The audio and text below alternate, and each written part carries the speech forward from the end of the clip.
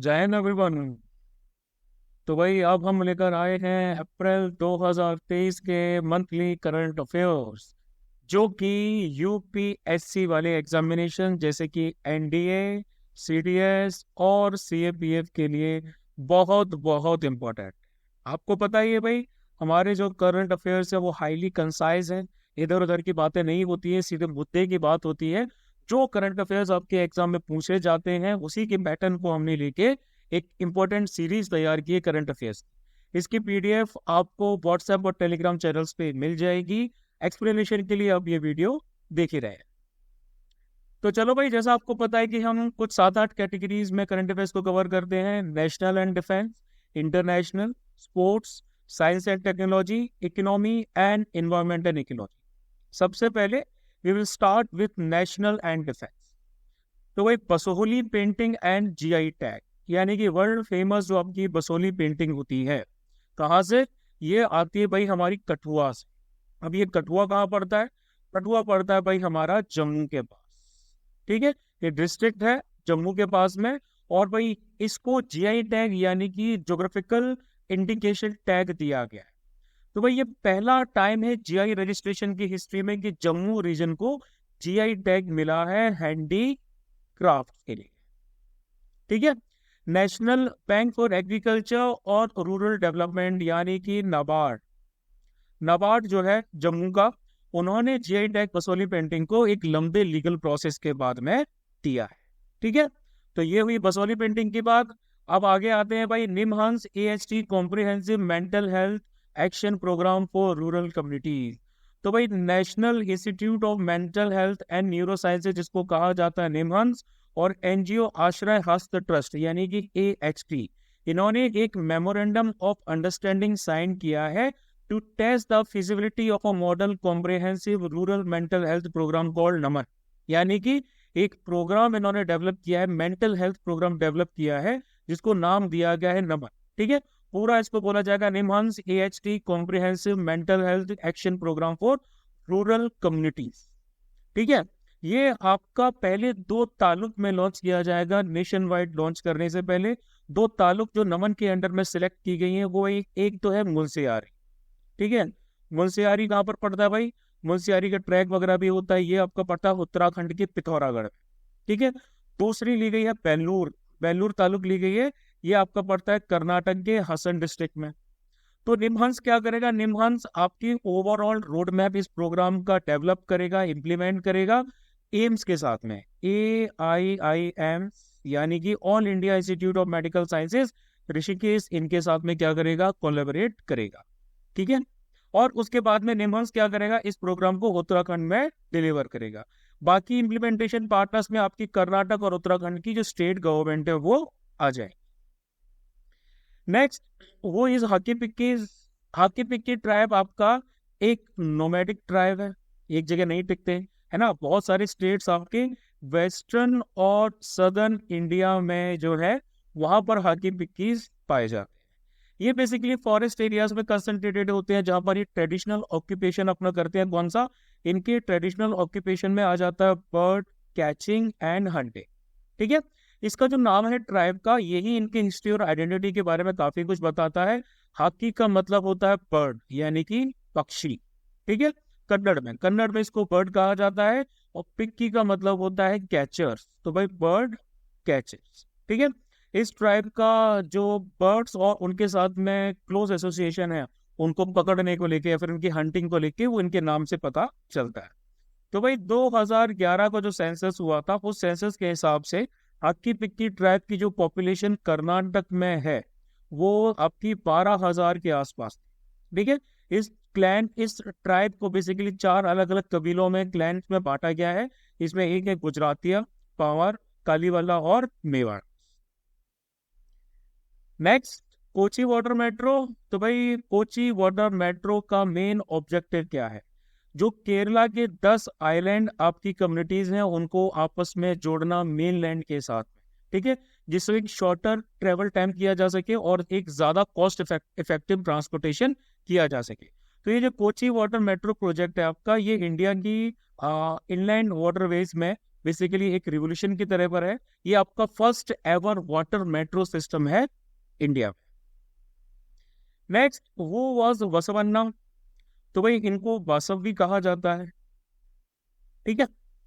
इनको बसवन्ना वासव दोनों नामों से बुलाया जाता है। ये 12th सेंचुरी के इंडियन स्टेटमेंट्स, फिलोसोफर, पोएट और आपके लिंगायत कम्युनिटी के सोशल रिफॉर्मर थे, ठीक है। ये आपके हिंदू शैव पंथ को बिलोंग करते, ठीक है। हिंदू शैवियाइट सोशल रिफॉर्मर थे। इनका जो जन्म है वो आपका हुआ था, एक गांव है उसका नाम है बसवन्ना बसे बगेवाड़ी, ठीक है। बसवन्ना बगेवाड़ी नाम की जगह है। ये आपकी मॉडर्न इंडिया में पड़ती है, कर्नाटक में। यहाँ पर इनका जन्म हुआ था। सोशल अवेयरनेस के लिए जाने, सोशल अवेयरनेस कैंपेन्स के लिए जाने जाते हैं अपनी पोइट्री के थ्रू। अपनी पोइट्री में इन्होंने फेमस किए, इनके फेमस हुए वचन्स। वचन्स इनके फेमस हुए जो कि कन्नड़ लैंग्वेज में लिखे गए, ठीक है। इसके बाद नेक्स्ट भाई हमारा आता है 10th खालका जेत्सुन थाम्पा रिनपोचे। तो भाई दलाई लामा ने रिसेंटली क्या किया है, एक 8 साल के बच्चे को, 8 ईयर ओल्ड चाइल्ड जो है, मंगोलियन बच्चा है, ठीक है, उसको रिकॉग्नाइज किया है, ठीक है। उसको क्या रिकॉग्नाइज किया है कि भाई ये बंदा तो है, ये 10th खालका जेत्सुन थाम्पा रिनपोचे का क्या है, री इनकारनेशन है, यानी कि पुनर्जन्म, ठीक है। तो ये one of the most important spiritual leader होते हैं तिब्बतन बुद्धिज्म के अंडर। तो जो इस लड़के को रिकग्निशन दिया है, इससे बुद्धिस्ट जो आपके मंगोलिया में है उनमें काफी ज्यादा सेलिब्रेशन हो गया है। लेकिन इसके साथ साथ बहुत सारे सेक्युलर नेशनलिस्ट हैं और भी बहुत सारे लोग हैं जैसे कि चाइना वगैरह, इनको इनसे बहुत ज्यादा प्रॉब्लम्स हो रही है, ठीक है। नेक्स्ट आगे बढ़ेंगे, स्टेट एनर्जी एफिशिएंसी इंडेक्स 2021-2022। तो भाई स्टेट एनर्जी एफिशिएंसी इंडेक्स यानी कि SEEI 2022 एंड 2021 एंड 2022 रिपोर्ट आपकी रिलीज की गई अप्रैल 12 को रिलीज की गई है। और ये आपकी की गई थी स्टेट्स की जो RPM मीटिंग थी, यानी कि रिव्यू प्लानिंग एंड मॉनिटरिंग जो मीटिंग्स थी, वही आपकी स्टेट्स और स्टेट पावर यूटिलिटीज की न्यू दिल्ली में मीटिंग ऑर्गेनाइज की गई। तो इसमें भाई हमारा bureau of energy efficiency BEE और alliance for energy efficient economy, इन दोनों ने मिलके SEEI इंडेक्स को डेवलप किया है, ठीक है। तो SEEI 2021-2022 क्या करता है, स्टेट्स की और यूनिट टेरिटरीज की एनुअल प्रोग्रेस को असेस करता है, ठीक है, कि भाई ये अपने एनर्जी एफिशिएंसी इम्प्लीमेंटेशन को किस तरीके से इम्प्लीमेंट कर रहे हैं। तो इसका फ्रेमवर्क जो अपडेट किया गया था, इसके अंडर में 50 इंडिकेटर्स आते हैं जो आपकी नेशनल प्रायोरिटीज के साथ में अलाइन है। SE 2021 और 2022 ने क्या किया, स्टेट्स को 2 ग्रुप में डिवाइड किया। पहला ग्रुप था आपका फ्रंट रनर, इनको नाम दिया गया फ्रंट रनर्स, और दूसरे जो ग्रुप थे उनको नाम दिया गया अचीवर्स। फ्रंट रनर कैटेगरी में आपके ऐसे स्टेट्स आएंगे जिनका जो स्कोर है, इनका स्कोर कितना रहेगा, 60 पॉइंट से ज्यादा रहेगा। जबकि अचीवर कैटेगरी में जो है इनका स्कोर 50 से लेके 60 पॉइंट्स के बीच में रहेगा। तो ये 5 स्टेट्स हैं जो हमारे फ्रंट रनर्स की कैटेगरी में आए हैं। आंध्र प्रदेश आया है, उसके बाद में कर्नाटक आया है, केरला आया है, राजस्थान आया है और तेलंगाना आया है, ठीक है। ये 5 स्टेट्स जो हैं ये फ्रंट रनर्स की कैटेगरी में है। जबकि 4 स्टेट्स जो हैं वो अचीवर्स की कैटेगरी में है। असम हो गया, हरियाणा हो गया, महाराष्ट्र हो गया और पंजाब, ठीक है। इसके साथ साथ कर्नाटक, आंध्र प्रदेश, असम और चंडीगढ़ जो है वो टॉप परफॉर्मिंग स्टेट्स हैं अपने रिस्पेक्टिव स्टेट ग्रुप्स की कैटेगरी पे। अब अगर हम BE की बात करें, यानी कि ब्यूरो ऑफ एनर्जी एफिशिएंसी की बात करें, तो ये हमारी क्या है भाई, ये हमारी एक स्टेटूटरी बॉडी है। यानी कि पार्लियामेंट का एक एक्ट लाया गया था मिनिस्ट्री ऑफ पावर के अंडर में, और भाई इसको एस्टेब्लिश किया गया। इसका ऑब्जेक्टिव क्या है, इसका ऑब्जेक्टिव है कि भाई ऐसी पॉलिसीज और स्ट्रेटजीज को डेवलप करना जिसमें मार्केट प्रिंसिपल जो है वो सेल्फ रेगुलेट हो सके। ओवरऑल फ्रेमवर्क आपका एनर्जी कंजर्वेशन एक्ट 2001 का रहेगा। इसका कोर एम है कि एनर्जी की जो इंटेंसिटी है इंडियन इकोनॉमी में उसको मिनिमाइज कर। नेक्स्ट आता है नेशनल सिक्योरिटी एक्ट 1980। तो भाई नेशनल सिक्योरिटी एक्ट 1980 जो है वो इन्वोक किया गया अमृतपाल सिंह के केस में। ये एक सेल्फ स्टाइल्ड सिख प्रीचर था, ठीक है मतलब बेसिकली अभी तो उसमें कोई आइडिया नहीं भाई ये कहाँ पर है ये। एंड द लीडर ऑफ वारिस पंजाब थी, एक ऑर्गेनाइजेशन है वारिस पंजाब दे। तो भाई इस बंदे ने सेंट्रल गवर्नमेंट को बहुत ज्यादा चैलेंज किया, लेकिन फिर सेंट्रल गवर्नमेंट ने इसको जब चैलेंज करना स्टार्ट किया तो ये पता नहीं कहाँ चला गया, लेकिन इस पे एनएसए लगाया गया, यानी कि नेशनल सिक्योरिटी एक्ट 1980। तो भाई एनएसए जो है भाई हमारा इंडियन पार्लियामेंट ने 1980 में इसको पास किया गया था इस एक्ट को, और तब से बहुत बार अमेंड किया जा चुका है। यानी कि ये एक्ट आपके स्टेट को अलाउ करता है कि कोई भी इंसान है उसको डिटेन किया जा सके, यानी कि उसको बंदी बनाया जा सके। बंदी मतलब एज इन इम्प्रिजन किया जा सके, बंदी बनाया जा सके, दूसरा वाला बंदी नहीं। तो भाई उसको डिटेन किया जा सके विदाउट अ फॉर्मल चार्ज, कोई भी फॉर्मल चार्ज उस पर नहीं लगाया जा रहा है, कोई भी ट्रायल उसका नहीं किया जा रहा है, ताकि उसको प्रिवेंट किया जा सके, है ना। वो स्टेट की सिक्योरिटी के लिए, नेशन की सिक्योरिटी के लिए, पब्लिक ऑर्डर के मेंटेनेंस के लिए खतरा है, तो इसीलिए इसको डिटेन किया जा रहा है। अब इसका जो एडमिनिस्ट्रेटिव ऑर्डर होता है वो किसके द्वारा पास किया जाता है? वो पास किया जाता है डिविजनल कमिश्नर के द्वारा। डिविजनल जो भाई कमिश्नर होते हैं वो भाई इसको पास करते हैं। Divisional commissioner of basically district, या फिर डिविजनल कमिश्नर करेंगे या फिर डिस्ट्रिक्ट मजिस्ट्रेट, दोनों में से कोई भी इसको पास कर सकता है। और जो डिटेंशन ऑर्डर भाई आपका पुलिस के स्पेसिफिक एलिगेशंस के बेसिस पे या फिर किसी लॉ के स्पेसिफिक वायलेशन के बेसिस पे होता है, ठीक है। अब डिटेंशन के भाई कौन कौन से ग्राउंड्स होते हैं? तो एनएसए भाई इन्वोक किया जा सकता है किसी भी इंसान को, जैसा मैंने बताया, इंडिया के डिफेंस के रिलेटेड रिलेशंस, इंडिया का किसी फॉरेन पावर्स के साथ में, या इंडिया की सिक्योरिटी को कोई खतरा हो रहा है, तो ऐसे इंसान के लिए एनएसए इन्वोक किया जा सकता है। इसके साथ साथ अगर कोई भी इंसान किसी भी स्पेसिफिक कम्युनिटी के लिए सप्लाई और सर्विसेज जो जरूरी हैं उनको नहीं होने दे रहा है, उसने कहीं जाम लगा दिया है, बंद कर दिया है, कुछ और ऐसी एक्टिविटीज कर दी हैं, तो उस केस में भी उस इंसान के ऊपर एनएसए लगाया जा सकता है, ठीक है।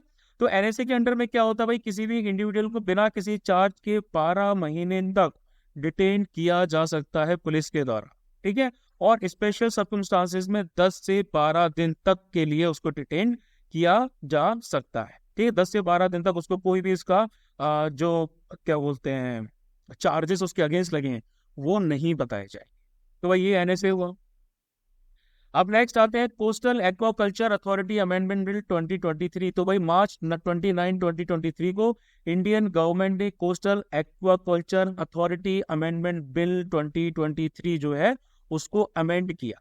Basically coastal aquaculture authority act of 2005 को अमेंड किया गया, और भाई हमारा 2023 का बिल आ गया। तो प्राइमरी पर्पस इस बिल का ये है कि कोस्टल एक्वाकल्चर को एक सस्टेनेबल तौर पे आगे बढ़ाना, और जो ईज ऑफ डूइंग बिजनेस है ना, उसको भी आपकी इंश्योर करना।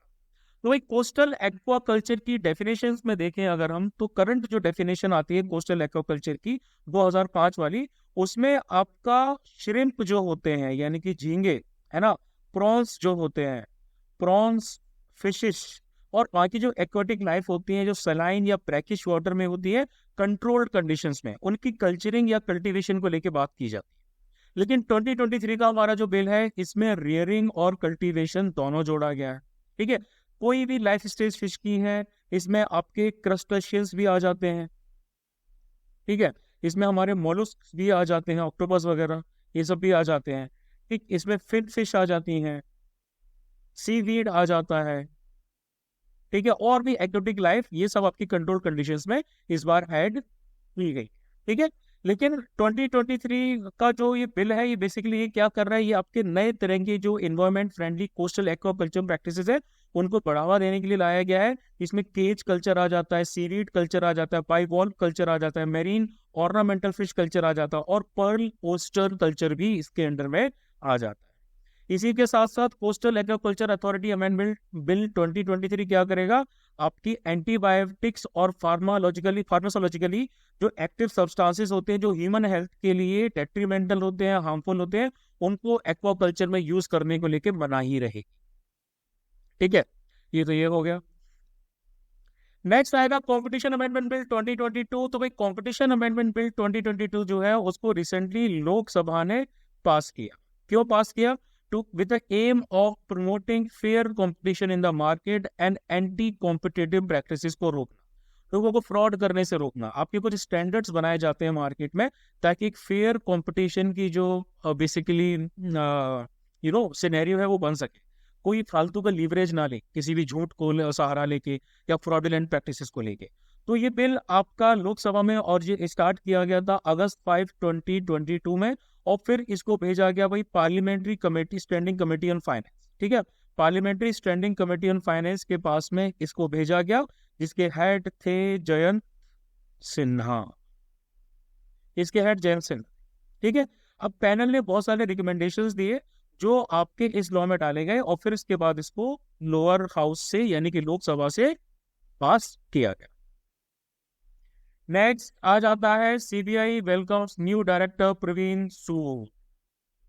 तो भाई सेंट्रल ब्यूरो ऑफ इन्वेस्टिगेशन यानी कि सीबीआई, उन्होंने अपॉइंट किया है अपने डिपार्टमेंट में नए ऑफिसर को। प्रवीण सूद एक आईपीएस ऑफिसर है, ठीक है।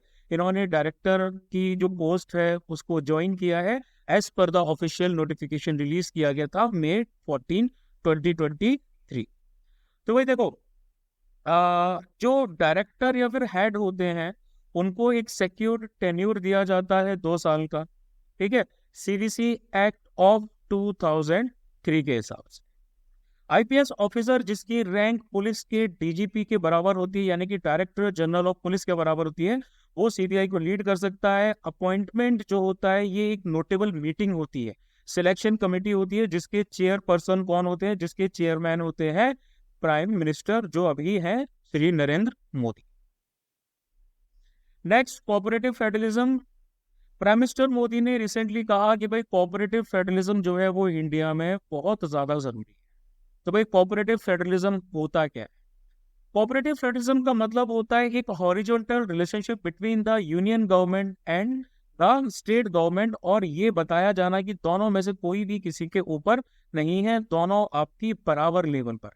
इसमें यह बोला जाता है कि भाई जो नेशनल और स्टेट एजेंसीज हैं वो गवर्नमेंट फंक्शंस को अंडरटेक करेंगी, गवर्नमेंट फंक्शंस को परफॉर्म करेंगी जॉइंटली, अलग अलग नहीं, एक्सक्लूसिवली नहीं, जॉइंटली इसको फंक्शन करेंगी।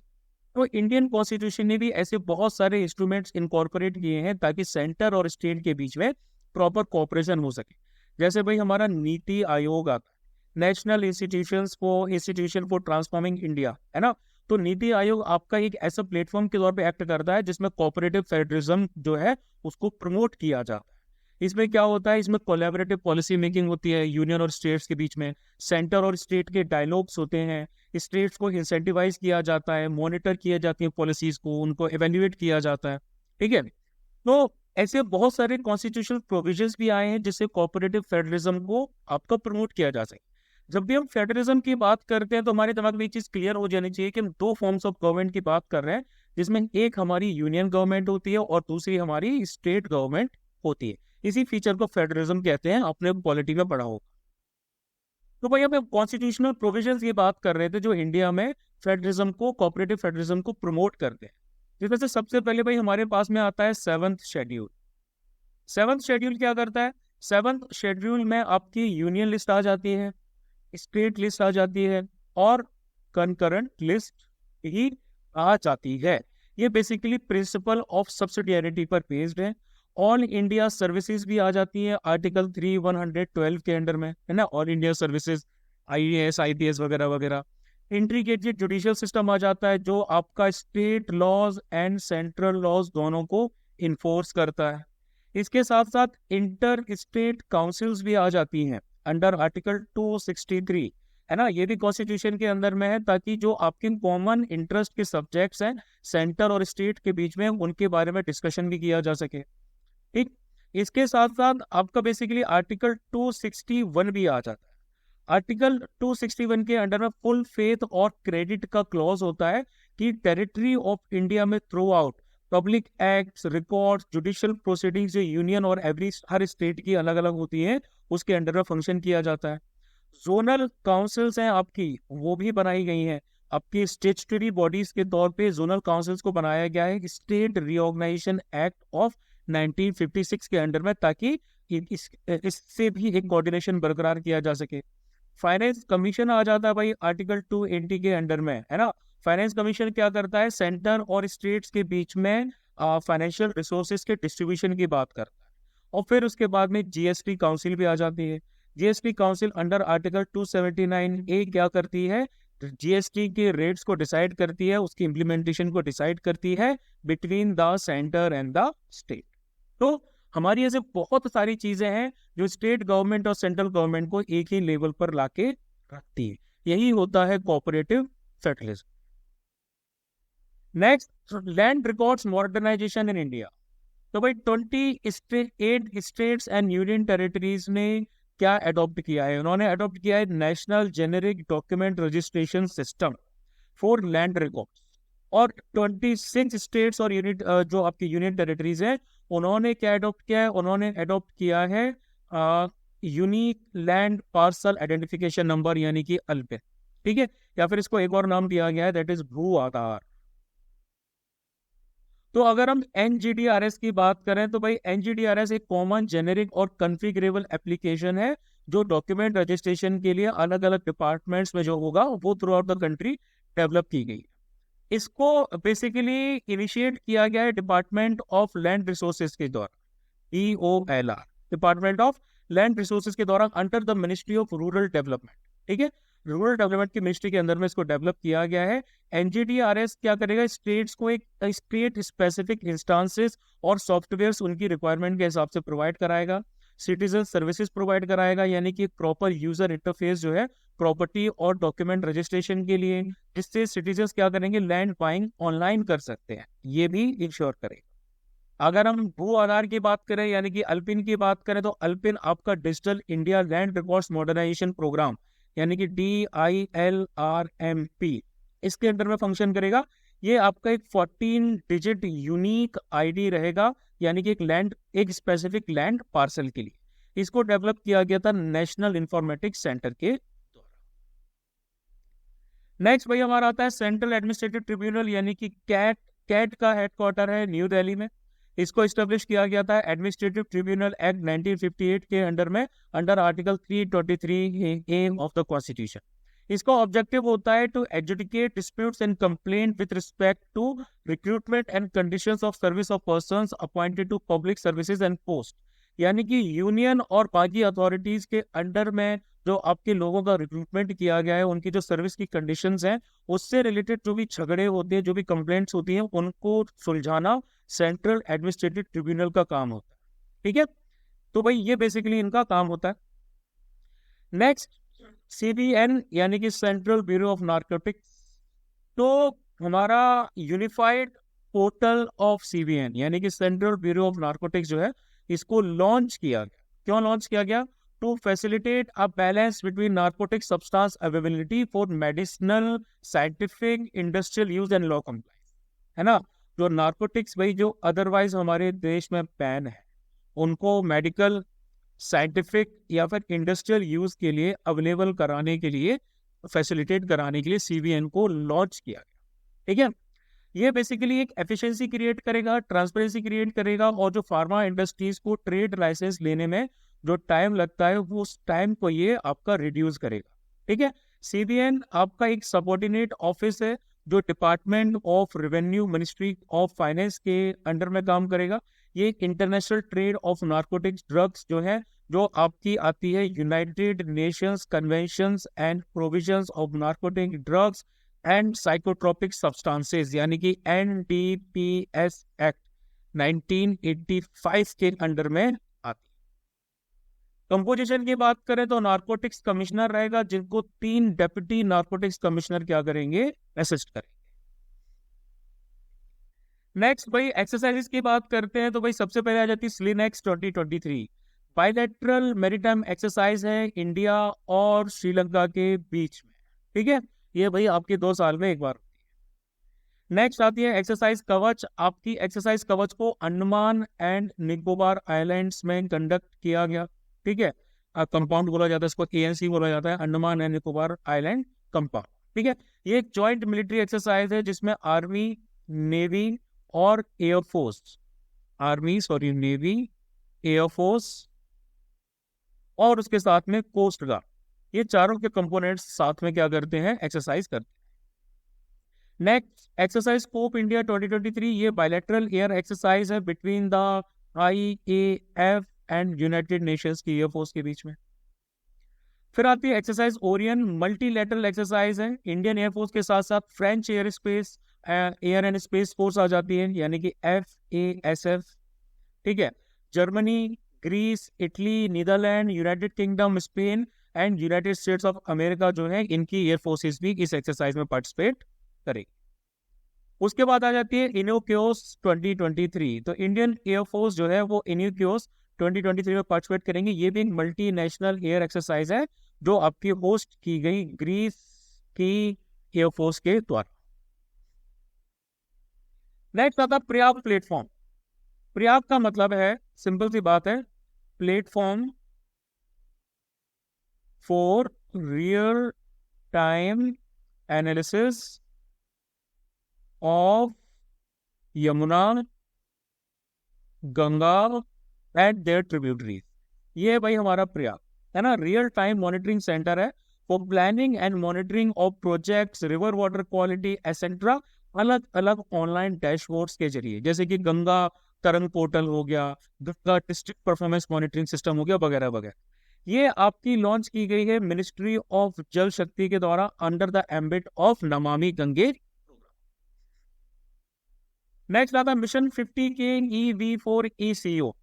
तो small industries development bank of India यानी कि सिडबी, इन्होंने एक पायलट स्कीम यानी कि मिशन 50 के EV4ECO को डेवलप किया है, लॉन्च किया है।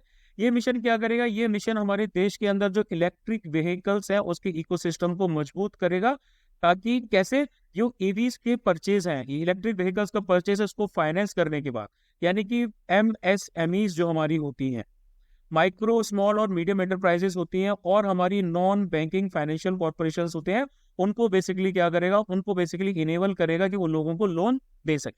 ठीक है, तो ये सिडबी का जो वर्ल्ड बैंक का प्रोग्राम है इवॉल्व, उसके अंडर में लॉन्च किया गया है। सिडबी हमारी एक स्टैट्यूटरी बॉडी है, 1990 में इसको एस्टेब्लिश किया गया था as the principal financial institutions for promotion, financing and development of the MSME sector. MSME sector को जो भी लोन वगैरह लेने होते हैं वो सब सिडबी के थ्रू जाते हैं।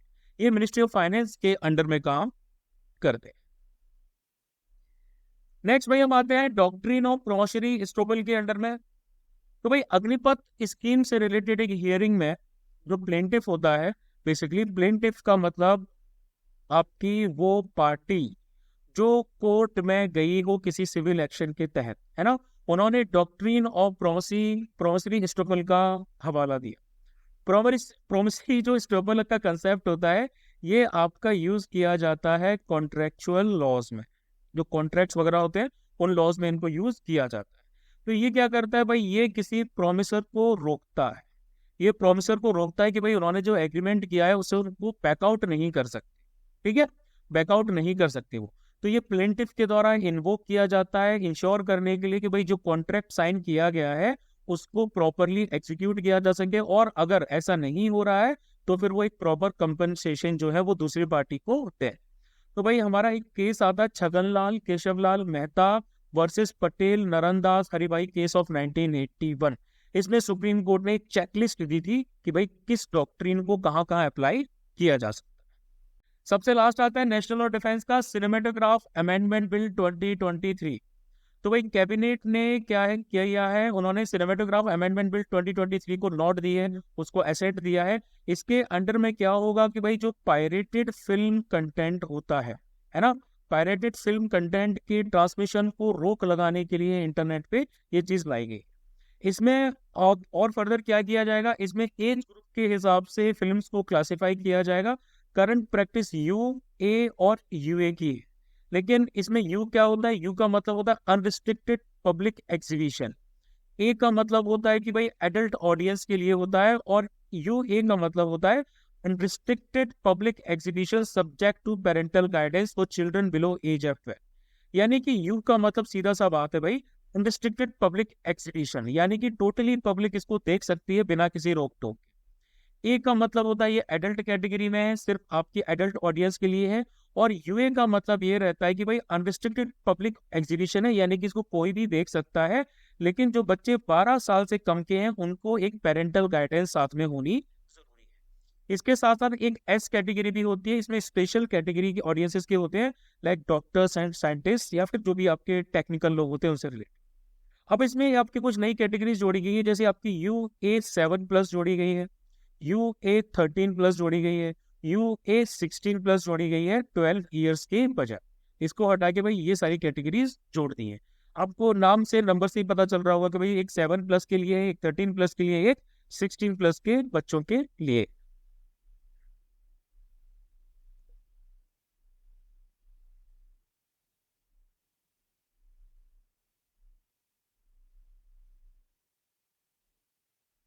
नेक्स्ट भाई आ जाते हैं इंटरनेशनल न्यूज पे।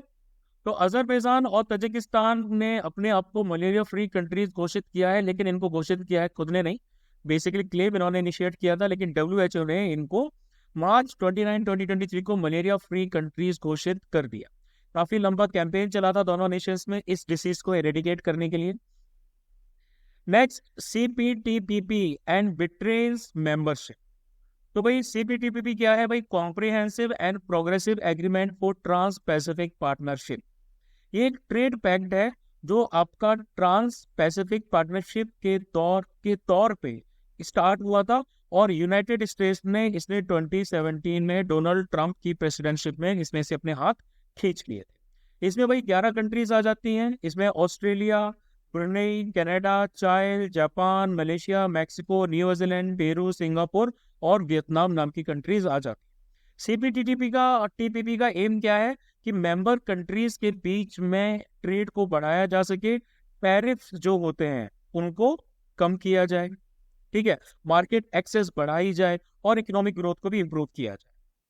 तो दिसंबर 31 2022 को ब्रिटेन ने फॉर्मली अप्लाई किया CPTPP को ज्वाइन करने के लिए, जिसके द्वारा ये आपकी फर्स्ट कंट्री हो जाएगी जो आपकी इस पार्टनरशिप को ज्वाइन करेगी। European country, sorry, first European country हो जाए।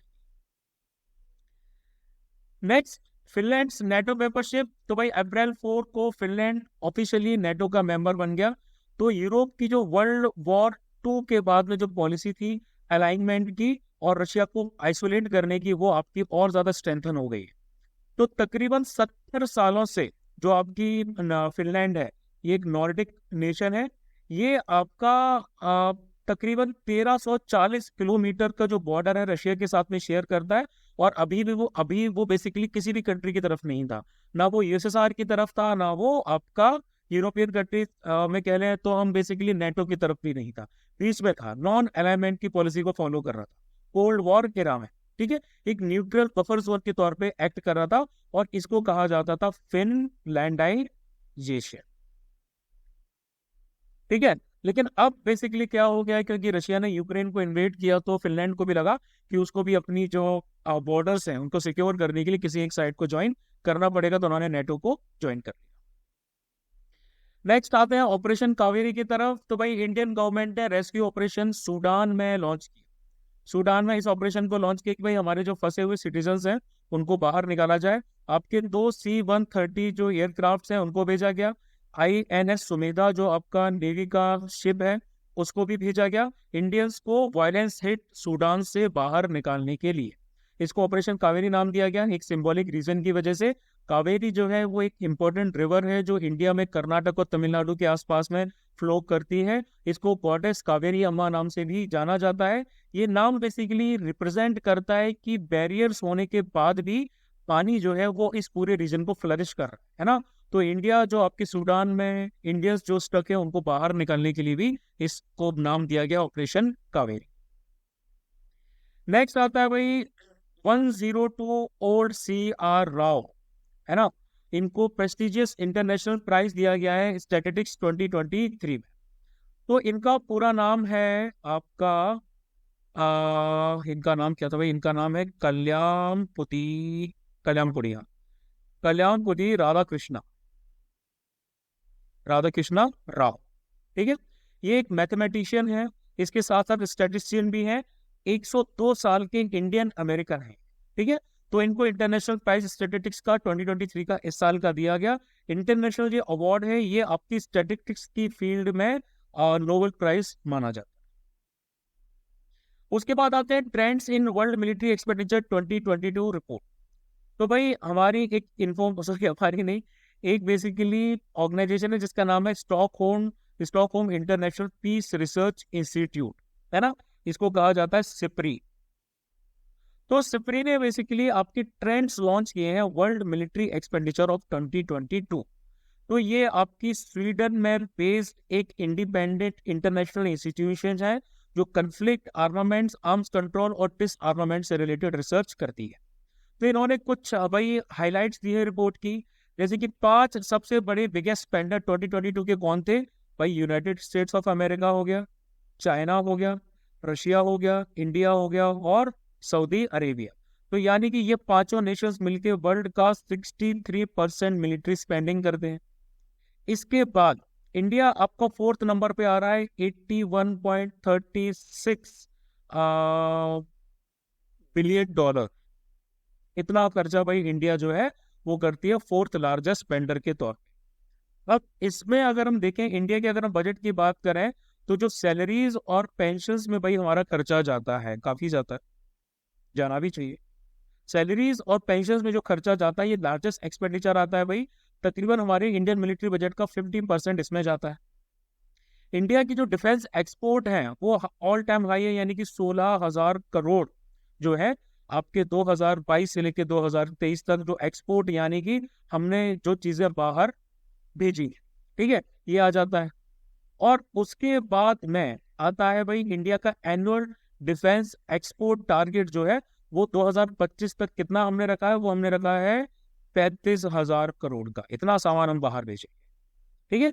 इंडिया के जो मेजर प्लेटफॉर्म है जिसमें हम एक्सपोर्ट करते हैं उसमें टॉर्नियर 228 हो गया, 155 एडवांस टोड आर्टिलरी गन्स यानी कि ATAGs हो गई, ब्रह्मोस मिसाइल हो गई, आकाश मिसाइल हो गई, इन सबको हम क्या करते हैं बाहर एक्सपोर्ट करते हैं। नेक्स्ट आता है world Malaria day 2023 annually observed on April 25।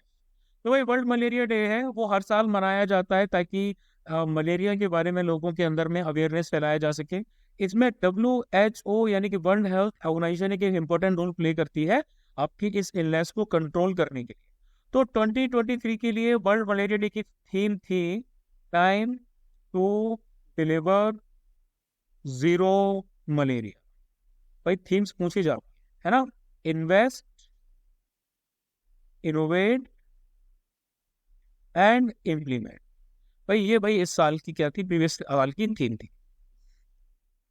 Next आते हैं G7 मीटिंग की तरफ। तो G7 की क्लाइमेट एनर्जी इन्वायरमेंट की जो मीटिंग की गई ये आपके सपेरो जापान में की, ठीक है। G7 कंट्रीज ने क्या कहा, उन्होंने कहा भाई ग्लोबल GHGO इमिशंस होते हैं वो आपके 43% आपको कम करने हैं 2030 तक और 60% कम करने हैं 2035 तक। इसके साथ साथ 2040 को उन्होंने टारगेट रखा है कि जो एडिशनल प्लास्टिक पॉल्यूशन होता है उसको 0 तक लेके आना है और मतलब उसके बाद 10 साल तक इसको पूरा कंप्लीटली टर्मिनेट करना है, ठीक है। तो ये बेसिकली इन्होंने कुछ प्लेजेस ली, कुछ रिजोल्यूशंस। उसके बाद नॉर्थ सी समिट। तो यूरोपियन नेशंस ने एक सेकंड नॉर्थ सी समिट जो आपकी कंडक्ट की गई ओस्टेंड यानी कि बेल्जियम में, उसमें पार्टिसिपेट किया। नॉर्थ सी समिट का एम क्या है, नॉर्थ सी समिट का एम है कि ये लार्जेस्ट पावर हाउस यूरोप का 2050 तक बनना चाहते हैं। यानी कि इनकी जो ऑफशोर विंड कैपेसिटी है, ऑफशोर विंड कैपेसिटी है, इसको ये लोग बढ़ाना चाहते हैं 120 गीगावाट तक। कब तक, 2030 तक, है ना। और इसी को ये 300 गीगावाट में कन्वर्ट करना चाहते हैं 2050। तो भाई इसमें 7 यूरोपियन कंट्रीज आ जाती हैं। 7 यूरोपियन कंट्रीज में भाई कौन कौन सी आ जाती है, एक तो बेल्जियम आ जाती है, ठीक है। बेल्जियम के बाद में दूसरी भाई हमारी आ जाती है डेनमार्क, डेनमार्क हो गई। डेनमार्क के बाद में जर्मनी हो गई, जर्मनी के बाद में भाई नीदरलैंड्स, नीदरलैंड्स भी आ जाती है, ठीक है। तो नीदरलैंड के बाद में और कौन सी आती है भाई, Germany, Belgium, Denmark, France, France का है भाई, France France France France France, भाई फ्रांस नहीं दिख रहा, हाँ फ्रांस दे रहा, फ्रांस भी हो गया, ठीक है। तो भाई फ्रांस, जर्मनी, आयरलैंड, लग्जमबर्ग भी है इसमें, है ना, हाँ लग्जमबर्ग, लग्जमबर्ग भी हो गया। ये टोटल 6 हो गई। इसके बाद में एक और कंट्री है भाई, इसका क्या नाम है, नहीं एक सेकेंड, हाँ ये तो यूरोपियन कंट्रीज हो गई। Belgium, Denmark, France, Germany, Ireland. हाँ, आयरलैंड का है भाई, आयरलैंड, आयरलैंड भी आ जाती है। ये तो 7 आपकी कंट्रीज हैं, ये आपकी यूरोपियन कंट्रीज हो गई जो ईयू को बिलोंग करती हैं। लेकिन 2 नॉन ईयू कंट्रीज भी हैं, इसमें एक आ जाती है नॉर्वे और दूसरी आ जाती है यूनाइटेड किंगडम। ठीक है, इन्होंने इस सेकंड समिट में पार्टिसिपेट किया। फर्स्ट समिट आपकी जो है वो डेनमार्क में 2022 में कंडक्ट की गई थी। इसमें बेल्जियम, डेनमार्क, जर्मनी, नीदरलैंड्स ने आपका एक डिक्लेरेशन साइन किया था जिसको कहा जाता है एसबर्ग डिक्लेरेशन। ठीक है, एसबर्ग जो डिक्लेरेशन था उसमें कहा गया था कि भाई नॉर्थ सी है, उसको ग्रीन पावर प्लांट बनाना है यूरोप का, और ऑफशोर रिन्यूएबल एनर्जी सिस्टम को क्या करना है, आपका इंटीग्रेट करना है। ठीक है, तो ऑफशोर विंड एनर्जी कैपेसिटी इन्होंने को 150 करनी है तकरीबन 2030 तक, और इसको 20 गीगावाट का ग्रीन हाइड्रोजन प्रोडक्शन इनको करना है 2030 तक। अब इसी के रिस्पेक्ट में अगर हम इंडिया की विंड एनर्जी की बात करें तो इंडिया 4th नंबर पे आता है ग्लोबली। इंडिया की जो विंड पावर कैपेसिटी है वो आपकी आती है REN21 रिन्यूएबल्स के अंडर में 2022 ग्लोबल स्टेटस रिपोर्ट के हिसाब से। ठीक है, तो फरवरी 2023 में इंडिया का जो टोटल इंस्टॉल्ड विंड पावर था वो था total 48 gigawatt. National wind solar hybrid policy 2018 में बड़े बड़े जो grid connected wind solar energy products हैं उनको प्रमोट करने की बात कही गई। फिर आता है यूनाइटेड नेशंस स्टैटिस्टिकल कमीशन। तो इंडिया को यूनाइटेड नेशन स्टैटिस्टिकल कमीशन के लिए ऑफिशियली 4 साल के टर्म के लिए जो जनवरी 1 2024 से स्टार्ट होगा उसके लिए इलेक्ट कर लिया गया। ठीक है, ये हाईएस्ट बॉडी है ग्लोबल स्टैटिस्टिकल सिस्टम की, जिसमें चीफ स्टैटिस्टिशियन आपके मेंबर स्टेट से आते हैं। ये आपकी basically United Nations statistics division और यूनाइटेड नेशंस इकोनॉमिक और सोशल काउंसिल के तौर पे फंक्शन करता है। 1947 में इसको एस्टेब्लिश किया गया था। 24 मेंबर कंट्रीज इसमें यूएन की आती हैं, जिनको एक इक्विटोरियल ज्योग्राफिकल डिस्ट्रीब्यूशन के बेसिस पे इलेक्ट किया जाता है। टर्म रहता है 4 साल का। सबसे लास्ट में इंटरनेशनल में आ रहा है डकार डिक्लेरेशन। तो देखो भाई, डकार डिक्लेरेशन आपका 21 अफ्रीकन कंट्रीज ने बेसिकली अडॉप्ट किया है ना। फर्स्ट अफ्रीकन सब regional conference on implementing global plan for road safety 2021-2023 के 2030 के अंडर। ये बेसिकली गाइडिंग डॉक्यूमेंट है जो decade of action for road safety 2021 से लेकर 2030 को गाइड के अंडर में परफॉर्म किया जाएगा। इसमें आपकी रोड ट्रैफिक डेथ को तकरीबन 50% रिड्यूस किया जाएगा, और जो इंजरीज हैं इनको 50% रिड्यूस करने का एक टारगेट दिया गया है 2030 तक। तो भाई नेक्स्ट सेक्शन आता है साइंस एंड टेक्नोलॉजी। सबसे पहला इसमें करंट अफेयर्स है, piezo electric effect in liquids. तो भाई पीजो इलेक्ट्रिक जो इफेक्ट होता है ये बेसिकली एक फिनोमेना होता है जहां पर बहुत सारे मटेरियल जैसे कि भाई हमारा हो गया क्वार्ट्ज क्रिस्टल्स हो गए, ये इलेक्ट्रिक करंट को जनरेट करते हैं जब इनके ऊपर मैकेनिकल स्ट्रेस लगाया जाता है। ठीक है, तो पीजो इलेक्ट्रिक इफेक्ट और लिक्विड कंपोजिशन की अगर हम बात करें तो पीजो इलेक्ट्रिक इफेक्ट सॉलिड्स के साथ साथ जैसे कि क्वार्ट्ज क्रिस्टल हो गए, ये एक सबसे बड़ा मतलब फेमस एग्जांपल है। क्वार्ट्ज क्रिस्टल्स जो होते हैं इनके अंदर में क्या होता है भाई, इनके अंदर में सिलिकॉन होता है प्लस ऑक्सीजन होता है। इनका अरेंजमेंट एक ऑर्गेनाइज स्ट्रक्चर के तौर पे होता है, और जब इनको स्क्वीज किया जाता है, प्रेशर दिया जाता है, तो ये क्रिस्टल क्या करता है, एक इलेक्ट्रिक करंट जनरेट करता है due to the displacement of charges from the centre. ठीक है, चार्जेस का डिस्प्लेसमेंट होता है। लेकिन लिक्विड्स में क्या होता है कि पीजो इलेक्ट्रिक इफेक्ट अभी तक ऑब्जर्व नहीं किया गया। अगर 2 लिक्विड्स को हम ले रहे हैं, एक नॉर्मल हो जाता है, एक आयनिक हो जाता है ना, एक वही हमारा नॉर्मल है और दूसरा आयनिक है, इनके ऊपर स्टडी की गई इस इफेक्ट को इन्वेस्टिगेट करने के लिए। ठीक है, तो इनके ऊपर मैकेनिकल स्ट्रेस काफी सारा डाला गया, और उसके बाद में जो आपका इलेक्ट्रिक करंट जनरेट हुआ उसको मेजर भी किया गया।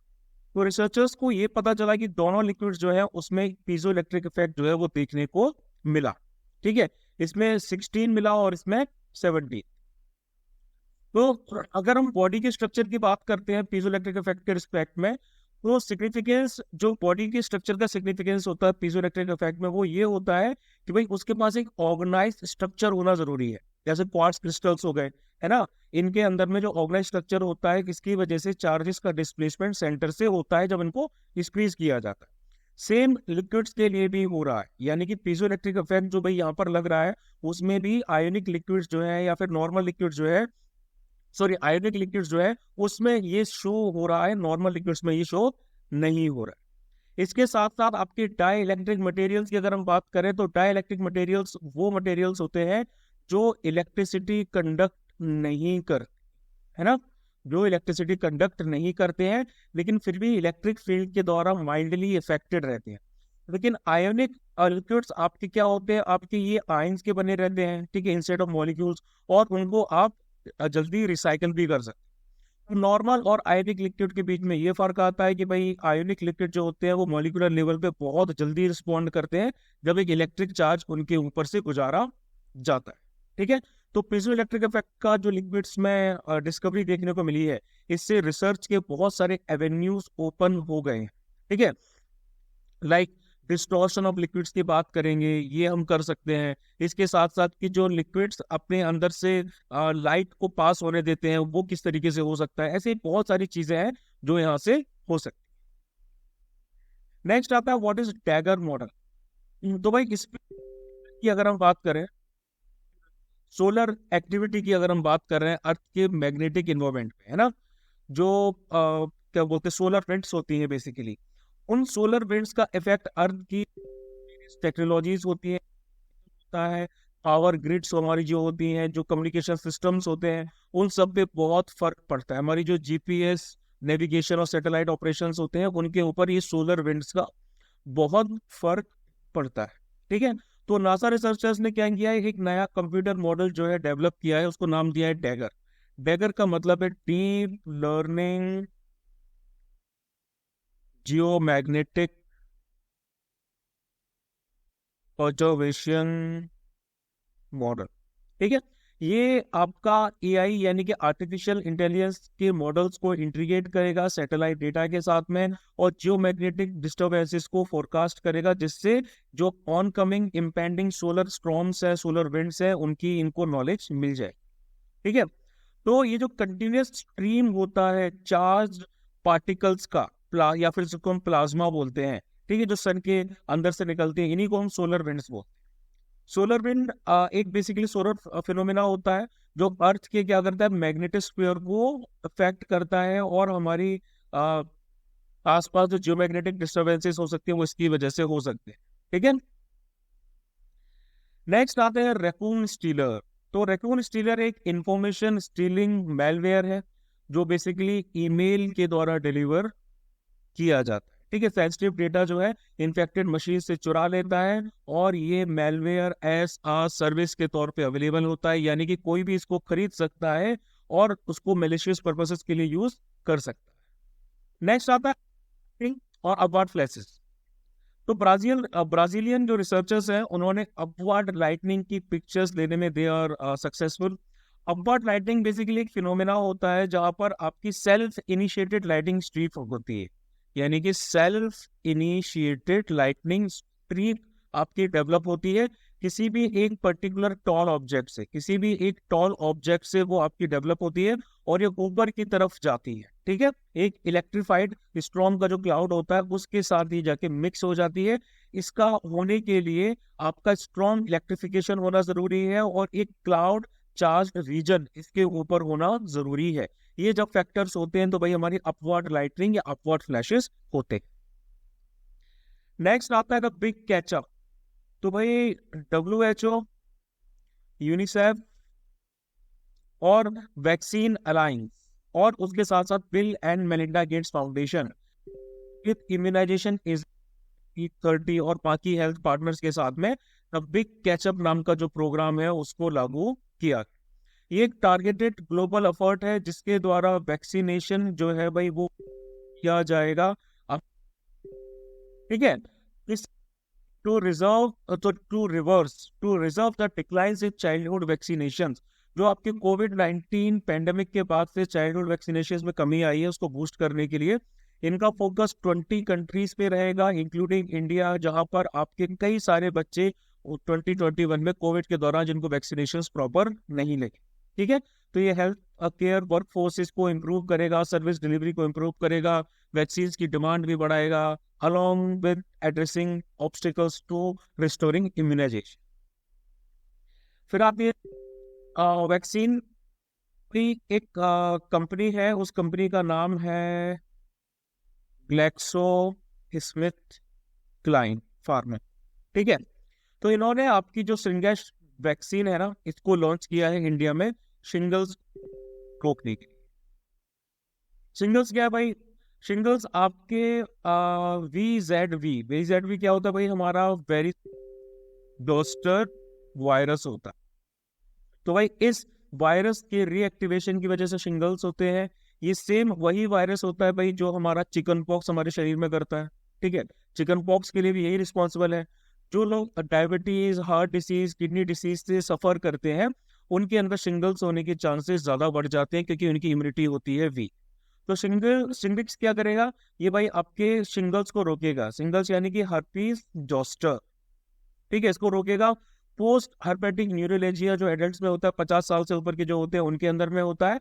और ये वर्ल्ड की फर्स्ट नॉन लाइव रिकॉम्बिनेंट सब यूनिट वैक्सीन है जो आपकी इंट्रामस्कुलरली 2 डोजेस में दी जाएगी।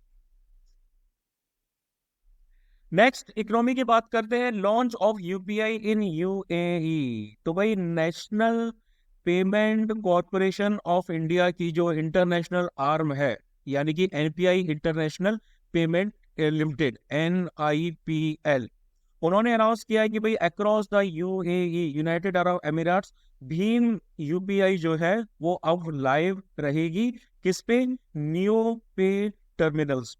ठीक है, अब जो पेमेंट है वो भीम यूपीआई के द्वारा आप नियो पे टर्मिनल्स, जो मर्चेंट स्टोर्स है, शॉप्स है, वहां पर कर सकते हो। नियो पे बेसिकली आपका जो है वो मशरेक बैंक जो है, ठीक है, उसकी पेमेंट सब्सिडरी जो है NIPL जो है, इन तीनों ने पार्टनर किया है 2021 में, ताकि यूपीआई एक्सेप्टेंस इंफ्रास्ट्रक्चर जो है यूएई में खड़ा किया जा सके।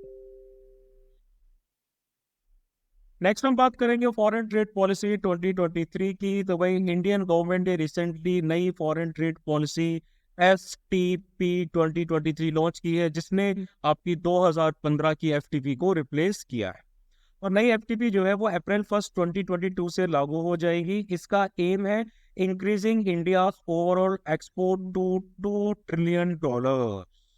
भाई इतना जो है 2030 तक बढ़ाना चाह रहे हैं, with equal contributions from the merchandise and service sectors। तो फॉरेन ट्रेड पॉलिसी क्या करती है? आपकी स्ट्रेटजीज, रूल्स और गाइडलाइंस इंडिया के जो ट्रेड रिलेशन है बाकी दुनिया के साथ में उनको डिटरमाइन करती है। इस पॉलिसी के अंदर में गवर्नमेंट क्या करती है? आपकी गवर्नमेंट को ये रिक्वायरमेंट रहती है, यानी कि उसको ये बोला जाता है बेसिकली कि वो ऐसी चीजों को, ऐसी ट्रेड पॉलिसीज को फॉर्मुलेट करें, इम्प्लीमेंट करें और मॉनिटर करें under the foreign trade development and regulation act 1992, ताकि फॉरेन ट्रेड को सपोर्ट किया जा सके और एक फेवरेबल बैलेंस ऑफ पेमेंट बनाया जा सके। बैलेंस ऑफ पेमेंट का मतलब है जितना हम बाहर भेज रहे हैं पैसा, उतना ही बाहर से हमें भी मिल रहा है। इन दोनों के बीच में ज्यादा डिफरेंस नहीं होना चाहिए। प्रीवियस पॉलिसी 2015 में लॉन्च की गई थी। उसमें एम रखा गया था कि इंडिया का जो एक्सपोर्ट है वो 465 बिलियन, जो आपका 2013-2014 में था, उसको बढ़ा के 2020 में उसको 900 बिलियन करना था। ठीक है, बहुत सारी स्कीम्स भी लॉन्च की गई थी एक्सपोर्ट्स को इनकरेज करने के लिए, and it was successful in achieving exports of goods and services worth 526.55 billion by the end of initial term in 2019 and 2020। लेकिन एक्सपोर्ट मोमेंटम आपका थोड़ा सा डिरेल हो गया था because of the pandemic and geopolitical tension. ठीक है, अब अगर हम नए FTP के ऑब्जेक्टिव्स की बात कर रहे हैं तो उन्होंने काफी एम्बिशियस टारगेट रखा है कि इंडिया के जो ओवरऑल एक्सपोर्ट है उनको 2 ट्रिलियन करना है 2030 तक, है ना। नई पॉलिसी क्या करेगी? एक्सपोर्ट प्रोसेस को सिंप्लीफाई करना चाह रही है, ट्रांजैक्शन कॉस्ट को कम करना चाह रही है, और ऐसे इनिशिएटिव इंट्रोड्यूस करना चाह रही है जिससे बिजनेस ऑपरेशंस आपके थोड़े से ईज हो सके। एडिशनली इसके साथ साथ ये एक्सपोर्ट हब्स डेवलप करना चाह रहे हैं, एक्सपोर्टर्स के साथ में कोलैबोरेशंस करेंगे स्टेट, डिस्ट्रिक्ट और इंडियन मिशंस के साथ। नेक्स्ट आता है भाई Navratna CPSE status to rail Vikas Nigam limited, 13th हो गई वे लिस्ट। तो मिनिस्ट्री ऑफ फाइनेंस ने रेल विकास निगम लिमिटेड जो है इसको स्टेटस दे दिया है। ठीक, इससे टोटल इंडिया में इस डेट को 13 कंपनीज हो गई जिनको नवरत्न का स्टेटस मिल चुका है। ऑफिशियल रिपोर्ट्स के हिसाब से कंपनी ने अनाउंस किया कि भाई honourable finance minister Nirmala Sitharaman जो है उन्होंने नवरत्न सीपीएसई का स्टेटस आरवीएनएल का एक्सेप्ट कर लिया। इसके साथ साथ ये 13th कंपनी हो जाएगी। ठीक है, रेल विकास निगम लिमिटेड आपकी मिनिस्ट्री ऑफ रेलवेज के अंडर में आती है, बहुत सारे डेवलपमेंट प्रोजेक्ट्स करती है।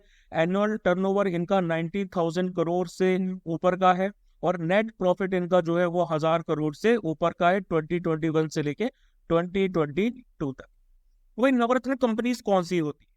नवरत्न कंपनीज आपकी वो कंपनीज होती हैं जिनको बेसिकली सीपीएसई माना जाता है, यानी कि central public sector enterprise units माना जाता है।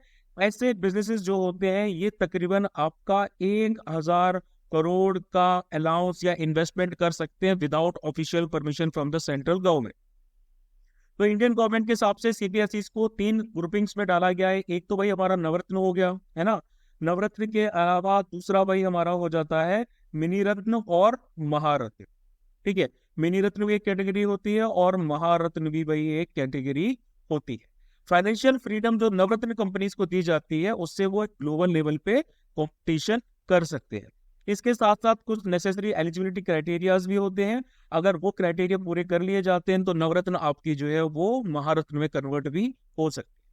13th नवरत्न है भाई हमारे देश में इस डेट को, that is Bharat electronics limited हो गई, container corporation of India limited हो गई, इंजीनियर्स इंडिया लिमिटेड हो गई, हिंदुस्तान एरोनॉटिक्स लिमिटेड हो गई, महानगर टेलीफोन निगम लिमिटेड हो गई MTNL, national aluminium company limited हो गई।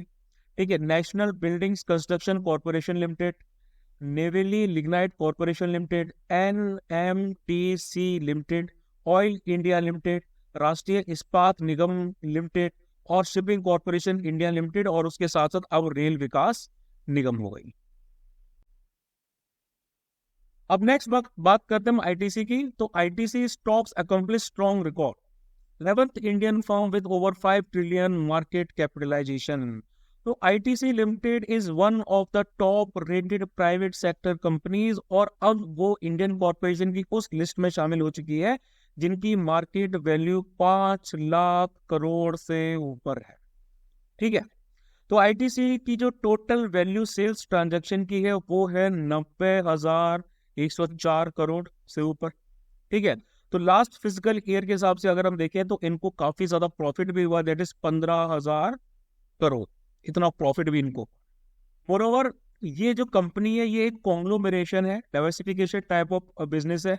इनके जो हेडक्वार्टर्स हैं वो कोलकाता में है, काफी सारी कंपनीज की ग्रुपिंग है, काफी सारे प्रोडक्ट्स हैं इनके पास में। प्रीवियसली इसको empirical tobacco company of India limited कहा जाता था। अलग अलग इंडस्ट्रीज चलाते हैं, लाइक सॉफ्टवेयर भी चलाते हैं, ये होटल्स भी चलाते हैं, एग्रीकल्चर, एफएमसीजी और पैकेजिंग वगैरह, इसीलिए इसको कॉन्ग्लोमरेशन कहा जाता है। अप्रैल 17, 2023 को टोटल वैल्यू आईटीसी की शेयर स्टॉक की जो है वो आपकी तकरीबन हो गई थी हाँ 5 लाख करोड़ इसकी हो गई थी, यानी कि यूएस के हिसाब से देखा जाए तो 63 बिलियन डॉलर। ठीक है, तो बहुत सारे जो कॉमनली सोल्ड सिगार्स होते हैं, सिगरेट्स होते हैं, वो सब हमारे आईटीसी के ब्रांड के ही रहते हैं। एडिशनली आईटीसी जो है वो leading company of cigarettes across India माना जाता है। अब ये मार्केट कैपिटलाइजेशन क्या होता है?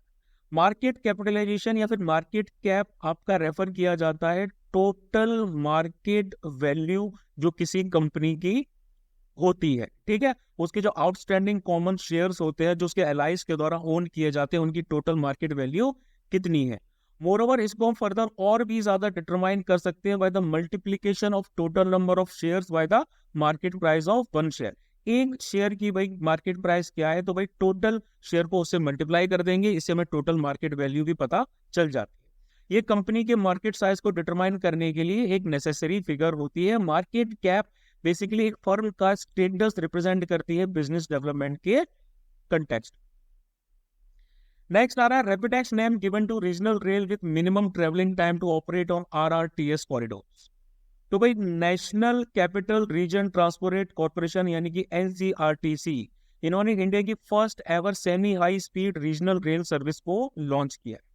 नाम दिया है रैपिड रेल, और इसको टोटल नाम दिया गया है रैपिड एक्स, है ना, रैपिड एक्स इसको नाम दिया गया है। लेटेस्ट और फास्टेस्ट मेट्रो रेल है इंडिया में अभी तक।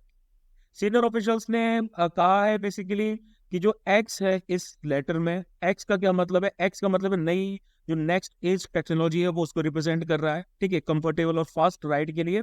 ये जो रेल है ये आपकी रीजनल रैपिड जो कॉरिडोर्स है, रीजनल रैपिड ट्रांजिट सिस्टम्स जो है, इन कॉरिडोर्स पे चलेगी, ठीक है।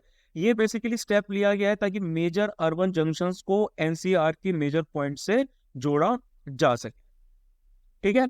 आरआरटीएस कॉरिडोर्स क्या होते हैं? आरआरटीएस जो कॉरिडोर्स होती है, रीजनल रैपिड ट्रांजिट सिस्टम्स जो होते हैं, ये एक नया कॉन्सेप्ट है जिसमें आपकी ट्रेडिशनल फॉर्म ऑफ रेलवे से थोड़ा सा अलग हटके पॉइंट्स लिए गए, ठीक है। यानी कि हाई स्पीड और कैपेबिलिटीज वाले कॉरिडोर्स को आरआरटीएस का कॉरिडोर्स का नाम दिया।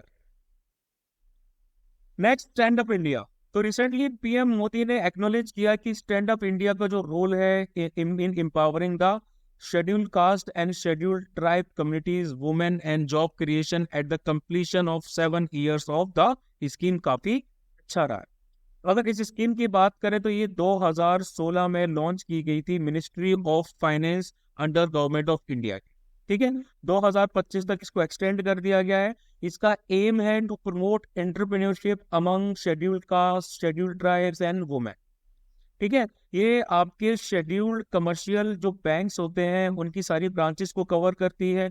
मतलब आपका 10 लाख से 10 रुपए से लेके 100 लाख तक का जो भाई हमारा 10 लाख से ऊपर का जो भी हमारा लोन होता है वो सारा का सारा यहाँ पर मंजूर होता है to at least 1 scheduled caste and scheduled tribe and 1 women borrower per branch.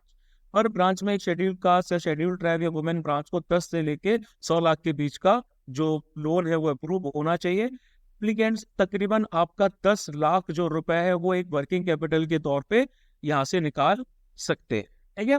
Government basically funds allocate नहीं करती है स्टैंड अप इंडिया के अंडर में। ये आपके 3 अलग अलग पोटेंशियल बेस के द्वारा एक्सेस किए जा सकते हैं। डायरेक्टली ब्रांच के थ्रू निकाल सकते हैं, ठीक है, स्टैंड अप इंडिया के पोर्टल के थ्रू निकाल सकते हैं, या फिर आपके लीड डिस्ट्रिक्ट मजिस्ट्रेट के थ्रू भी निकाल सकते, मैनेजर के थ्रू भी निकाल सकते हैं। नेक्स्ट आता है डायरेक्ट टैक्स स्टैटिस्टिक्स। तो भाई की स्टैटिस्टिक्स आपके रिलीज किए गए हैं central board of direct taxes के द्वारा, है ना। इन्होंने कहा कि भाई जो नेट डायरेक्ट टैक्स कलेक्शन रहा है वो आपका 121% बढ़ गया है 2021 एंड 2022 में एज कंपेयर टू 2023 एंड 2040, ठीक है। डायरेक्ट टैक्स का जो जीडीपी का रेशियो है वो आपका 5.62% से बढ़ चुका है 5.97% सेम टाइम पीरियड में। इसके साथ साथ डायरेक्ट टैक्स जो बॉयंसी है वो भी आपकी 2.52 है, यानी कि वो सबसे ज्यादा हाईएस्ट है पिछले 15 सालों में। टैक्स बॉयंसी का क्या मतलब होता है? टैक्स बॉयंसी का मतलब होता है responsiveness of tax revenue received to changes in national income, ठीक है। टैक्स वाइसी बेसिकली अगर 1 से ज्यादा है तो इसका सीधा सा मतलब ये है कि टैक्स के रेवेन्यू जो है वो आपकी नेशनल इनकम से ज्यादा फास्टर रेट पे बढ़ रहे हैं। फिर आता है डब्बा बॉक्स ट्रेडिंग। तो भाई नेशनल स्टॉक एक्सचेंज ने नोटिस इशू किए हैं अलग अलग एंटिटीज के नाम पे जो डब्बा ट्रेडिंग में involve.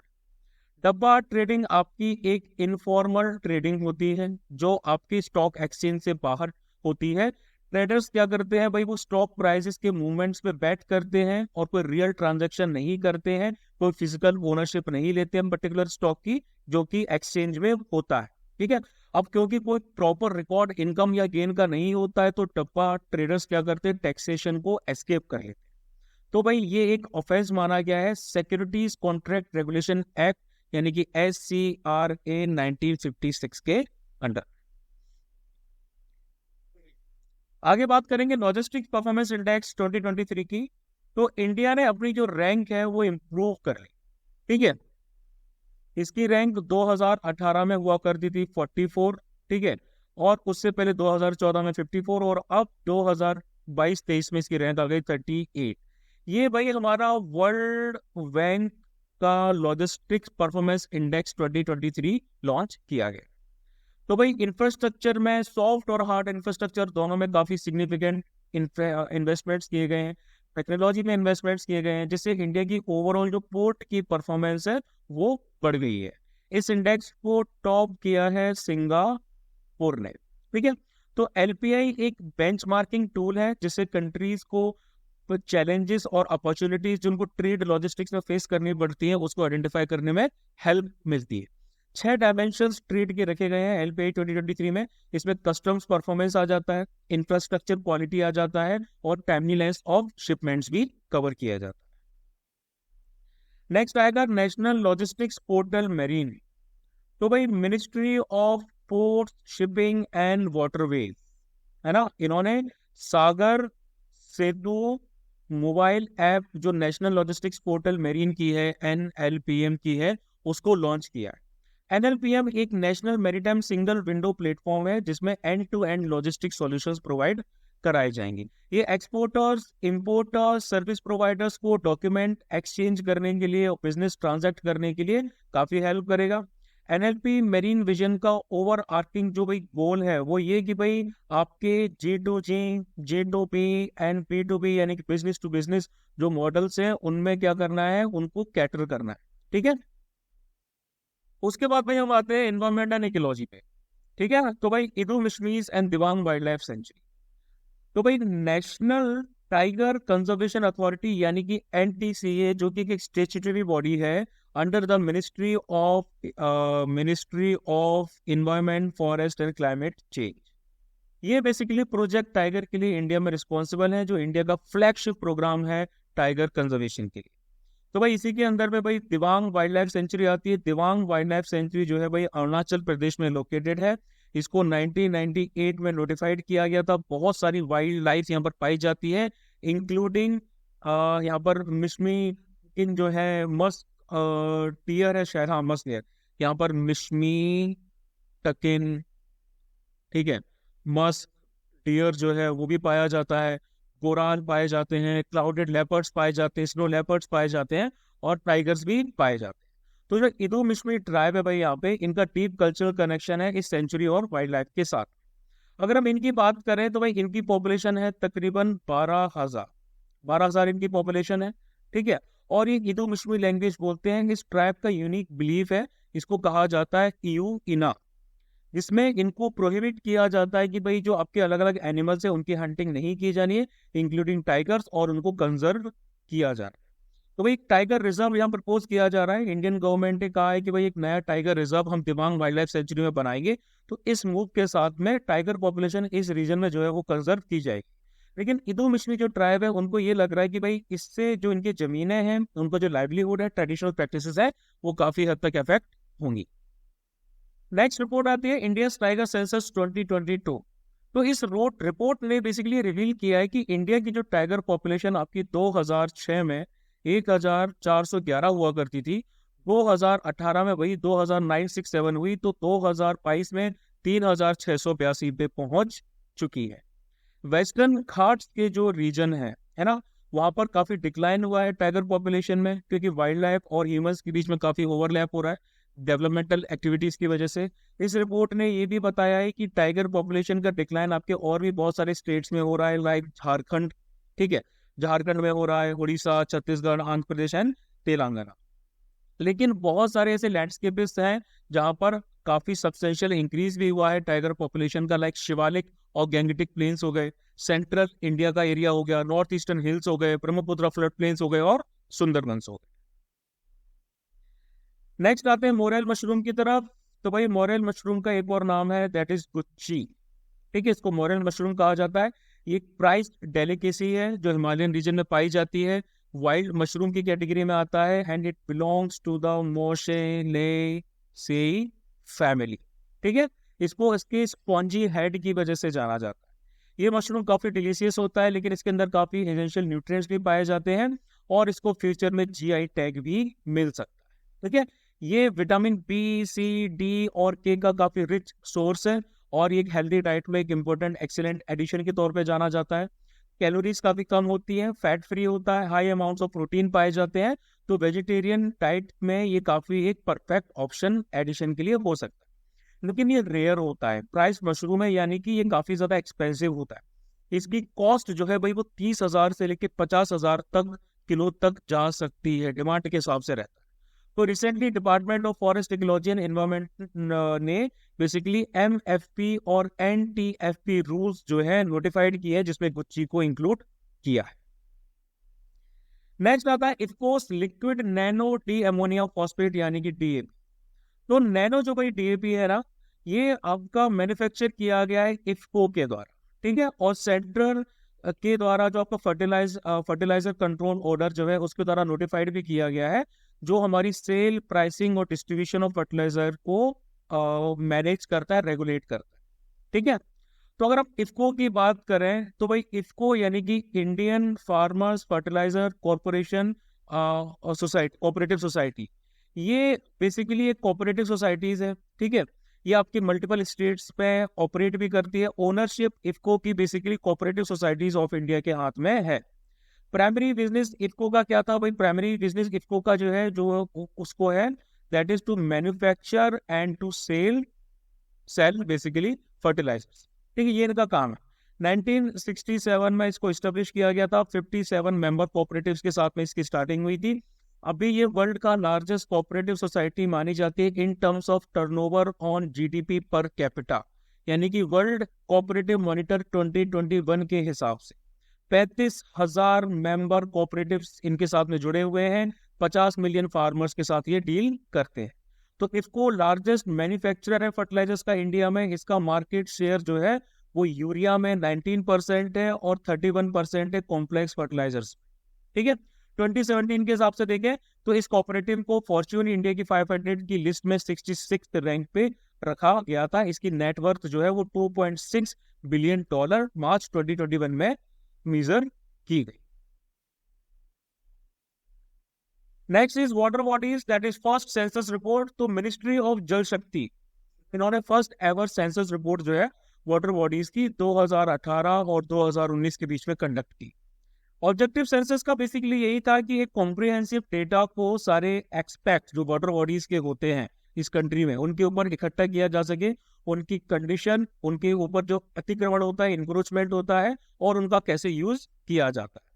Water bodies first census report जो है, इसमें ऐसी इंफॉर्मेशन आई है वाटर बॉडीज से रिलेटेड, उनका जो अलग अलग स्टेट्स और डिस्ट्रिक्ट में किस तरह का स्प्रेड है और उनका करंट अभी अवस्था में किस स्टेट में बेसिकली वो है।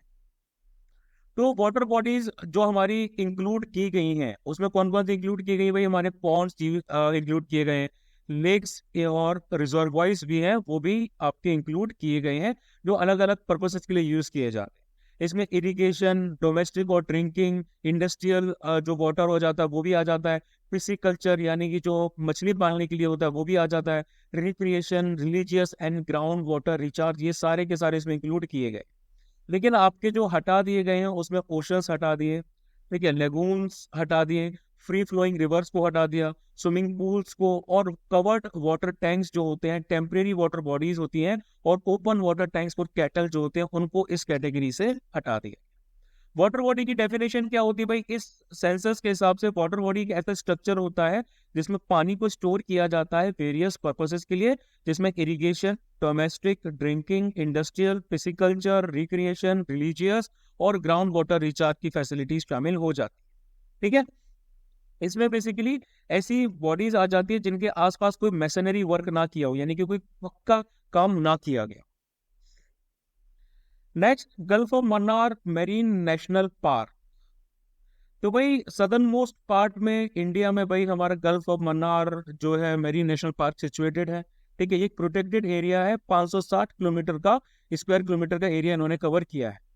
इस पूरे के पूरे पार्क में 21 आइलैंड्स आ जाते हैं जो गल्फ ऑफ मन्नार और तमिलनाडु के आसपास में सिचुएटेड है। इस एरिया को मेरीन नेशनल पार्क 1980 में डिजिग्नेट कर दिया गया था, और बाद में इसको बायोस्फीयर रिजर्व की कैटेगरी में भी 1989 में डाल दिया।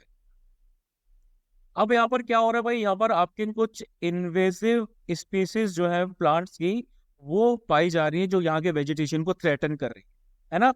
जो वेजिटेशन है भाई इस पूरे एरिया में, उसमें हमारी एक इन्वेसिव जो प्लांट की स्पीसीज है जिसको कहा जाता है प्रोसोपिस चाइल्डनेसिस, ठीक है, ये इन्वेसिव स्पीसीज क्या होती है भाई, किसी भी जगह पर क्या करती है, किसी भी जगह पर कब्जा जमा लेती है और बाकी पेड़ों को पौधों को फलने फूलने नहीं देती।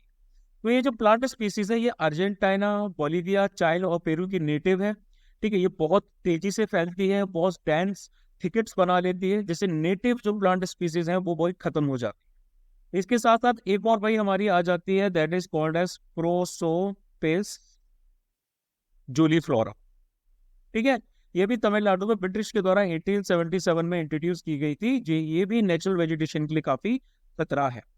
अगर हम गल्फ ऑफ मन्नार के बर्ड स्पीसीज की बात करें तो भाई यहाँ पर 96 बर्ड स्पीसीज जो है 13 ऑर्डर्स को बिलोंग करती हैं वो पाई जाती हैं।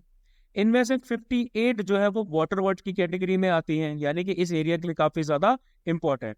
ठीक है, जो हाईएस्ट नंबर वाटर बर्ड की जो स्पीसीज हैं वो यहाँ के आपका कौन सा है, मनाली, मनोली, मनोली सॉरी। ठीक है, यहाँ का जो मनोली आइलैंड है यहाँ पर पाई जाती है। ठीक है, नेक्स्ट मानव विलेज की बात करेंगे भाई हम।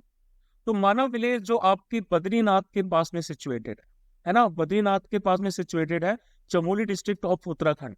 तो इसको बेसिकली नाम दिया गया था पहले भारत का प्रथम गांव, यानी कि फर्स्ट इंडियन विलेज, लेकिन फिर इसका नामकरण कर दिया गया vibrant village, vibrant village of India. ठीक है, वाइब्रेंट विलेज की जो स्कीम्स थी, जो फाइनेंस मिनिस्टर निर्मला सीतारमन ने बजट स्पीच में दी थी, उसके अंडर में इसका नाम जो है डिजिग्नेट कर दिया।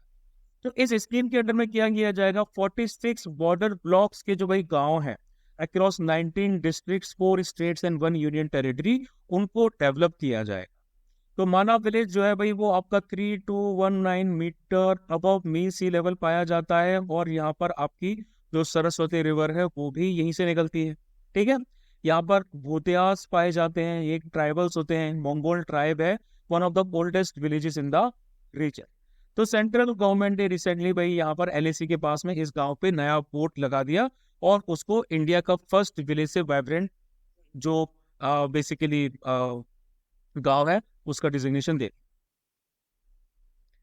Next is SATHI, seed traceability authentication and holistic inventory portal.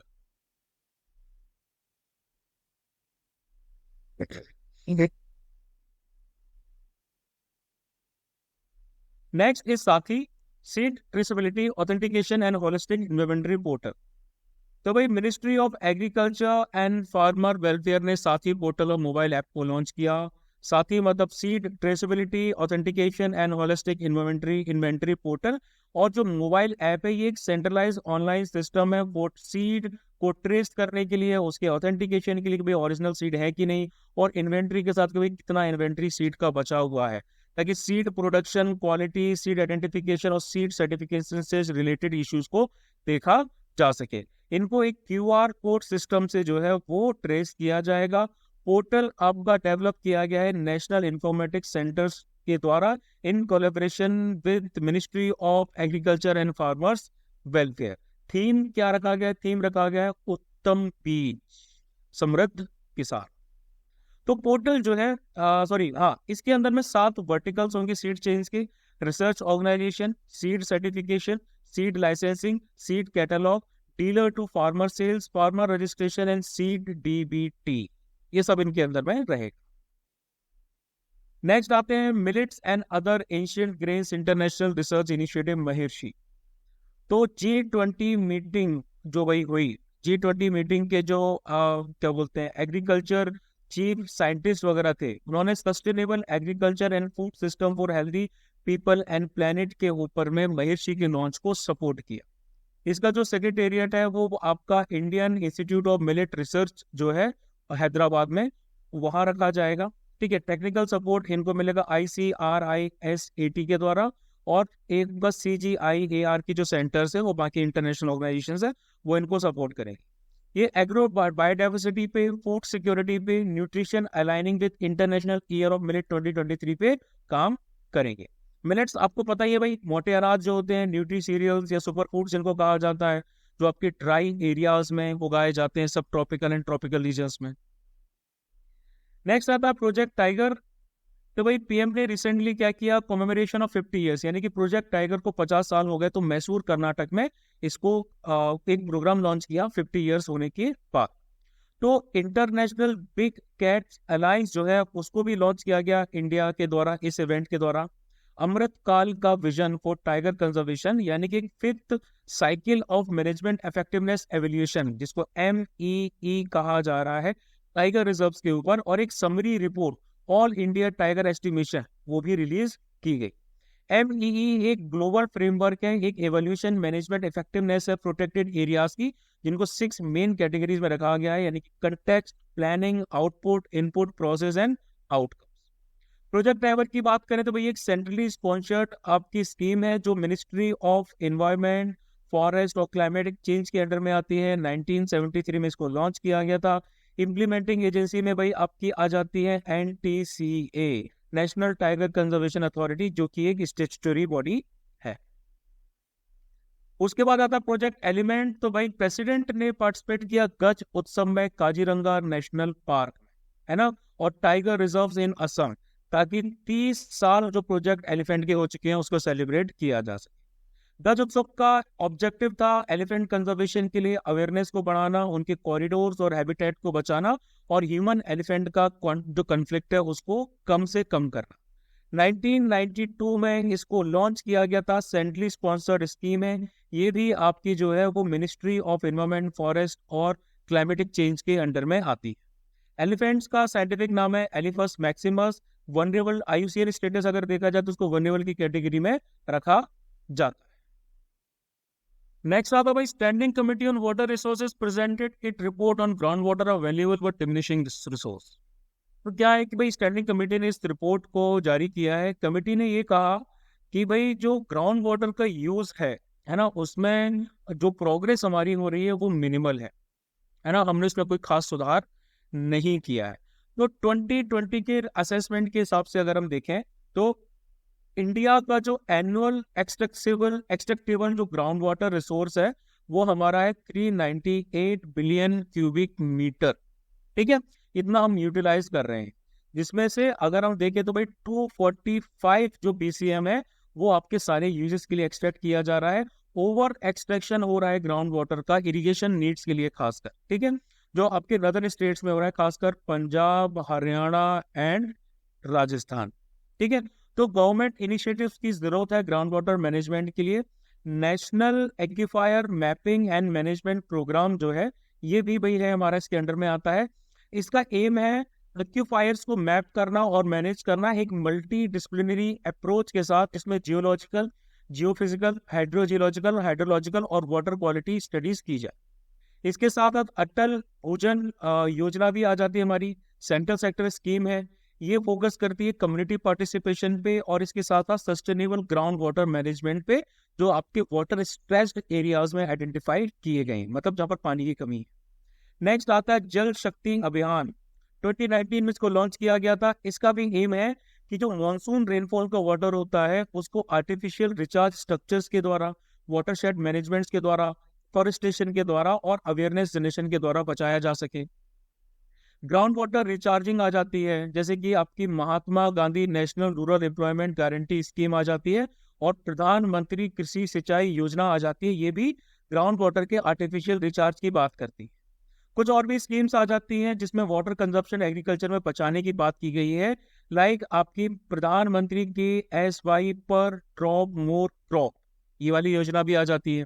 ठीक है, और mission for integrated development of horticulture भी आ जाती है, जिससे ग्राउंड वाटर के कंजप्शन को एग्रीकल्चर में रोका जा सके। पंजाब और हरियाणा में भी इनोवेटिव स्कीम्स आई हैं, लाइक पानी बचाओ पैसा कमाओ और जल ही जीवन, ये स्कीम्स भी लाई गई हैं। ठीक है, उसके साथ पानी मेरी विरासत जो है ये भी फार्मर्स को वाटर कंजर्वेशन के लिए प्रेरित करती है। नेक्स्ट आता है मन्ना मदुरई पोट्री। तो रिसेंटली मन्ना मदुरई पोट्री जो है ये आपकी आती है शिवगंगई डिस्ट्रिक्ट ऑफ तमिलनाडु में। इनको GI टैग जो है वो दिया गया है। ठीक है, इनको J टैग मिला है भाई गवर्नमेंट के द्वारा। तो मन्ना मदुरई पोट्री के बारे में भाई हम क्या जानते हैं। ठीक, मन्ना मदुरई पोट्री आपकी एक यूनिक टाइप की क्या बोलते हैं पॉटरी होती है, सॉरी यूनिक टाइप की क्ले होती है। ये एक यूनिक टाइप की क्ले होती है जो आपकी वाटर बॉडी से निकाली जाती है। ठीक है, अब इसके साथ साथ फिर ये पॉट्स आपके बनाए जाते हैं। मेजर जो रॉ मटेरियल यूज किया जाता है उसमें सॉइल और वाटर जो है वो यूज किया जाता है। ठीक है, अब यहाँ के पास से निकलती है वैगई नाम की रिवर, मनावदरे विलेज के पास में, जो इस क्ले को क्या करती है, इनरिच करती है। तो भाई इसको भी जीआई टैग दिया जाने का जो प्रोग्राम है वो किया गया है। फिर सबसे लास्ट में आती है लद्दाख वुड कार्विंग्स। तो भाई प्राइम मिनिस्टर ने लद्दाख की वुड कार्विंग्स को भी जीआई टैग दिया है, मतलब अपलॉड किया है कि भाई इनको जीआई टैग मिला है। वुड कार्विंग जो लद्दाख की है, ये एस्थेटिकली वाइब्रेंट आर्ट फॉर्म है लद्दाख रीजन का। इससे इंटरनेशनल लेवल पे इसके एक्सपोर्ट को बूस्ट मिलेगा, ये गुड्स आपके इंटरनेशनल लेवल पे थोड़े और जाएंगे, और इस रीजन में जो आपके प्रोड्यूसर्स हैं, स्टेक होल्डर्स हैं, उनको एक क्या होगा, उनको इकोनॉमिक प्रोस्पेरिटी भी मिलेगी। तो जीआई साइन बेसिकली आपके स्पेसिफिक ज्योग्राफिकल ओरिजिन के जो प्रोडक्ट्स होते हैं उन पे लगाया जाता है, जिनकी कुछ खास क्वालिटीज होती हैं, खास रेपुटेशन होता है उस रीजन से रिलेटेड। तो जीआई जो होता है भाई आपका ज्योग्राफिकल इंडिकेशंस जो होता है, goods registration and protection act 1999 के अंडर में आता है, जिसमें इनको 10 साल के लिए जीआई टैग दिया जाता है। सबसे लास्ट में नागरी दुबराज राइस जो है, तो भाई छत्तीसगढ़ का नागरी दुबराज राइस जो है, इसको ज्योग्राफिकल इंडिकेशन टैग मिला है। ठीक है, इससे पहले भाई यहाँ के जो जीरा फूल राइस है 2019 में, उसको भी जीआई टैग दिया था। तो दुबराज हमारा सेकंड ब्रांड है इस एरिया के राइस का, जिसको जीआई टैग दिया गया है। वुमेन का सेल्फ हेल्प ग्रुप है माँ दुर्गा स्व सहायता समूह, जो नागरिका है, बेसिकली ये दुबराज जो वेराइटी है ना, उसको हार्वेस्ट करते हैं, और उन्होंने ही जीआई टैग के लिए अप्लाई किया। तो भाई काफी कॉम्प्रिहेंसिव करंट अफेयर्स हैं। ठीक है, आप लोगों को मल्टीपल रिविजन्स करने पड़ेंगे, इनके मल्टीपल रिविजन्स के बिना ये आपको समझ में नहीं आएंगे। पीडीएफ्स जो हैं वो आपकी, मैं इस लिंक में मतलब टेलीग्राम ग्रुप की जो लिंक है उसमें जाके आपको पीडीएफ भी मिल जाएगी। ठीक है, चलिए मित्रों, आज के लिए इतना ही। नेक्स्ट हम मिलेंगे मई 2023 के करंट अफेयर्स के साथ।